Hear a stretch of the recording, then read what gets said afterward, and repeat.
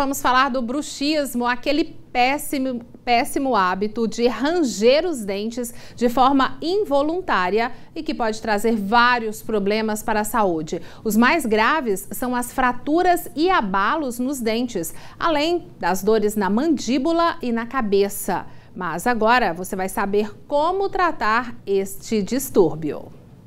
O nome pode parecer estranho, mas o bruxismo é cada vez mais comum. Segundo a Organização Mundial de Saúde, 40% da população adulta no Brasil sofre com o apertar e ranger dos dentes. O problema nem sempre é fácil de ser identificado. Pode passar desapercebido e ocorre geralmente quando se está dormindo. Mas isso não tira a gravidade do distúrbio, que tem sérias consequências. É o estresse do dia a dia, ansiedade, tensão. Então, o paciente ele tem uma parafunção. O que é o bruxismo? Eles são movimentos involuntários que o paciente faz à noite. Então, não depende, ele não tem ciência desses movimentos.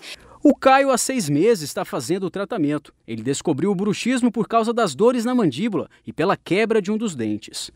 Nós fizemos a aplicação do Botox. Agora, depois de 4 meses, vou fazer a segunda aplicação. Realmente me trouxe mais conforto no sono, né? Me trouxe mais conforto no dia a dia.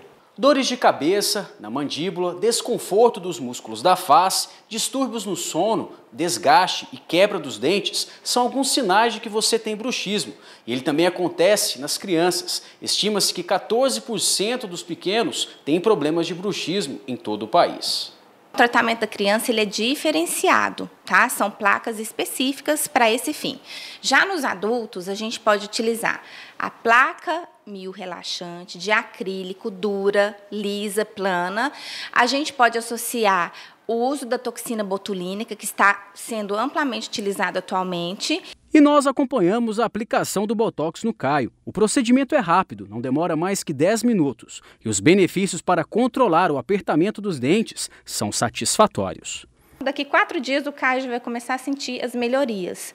Vai ter um relaxamento muscular nessa região do músculo masseter. Ele já vai parar de apertar.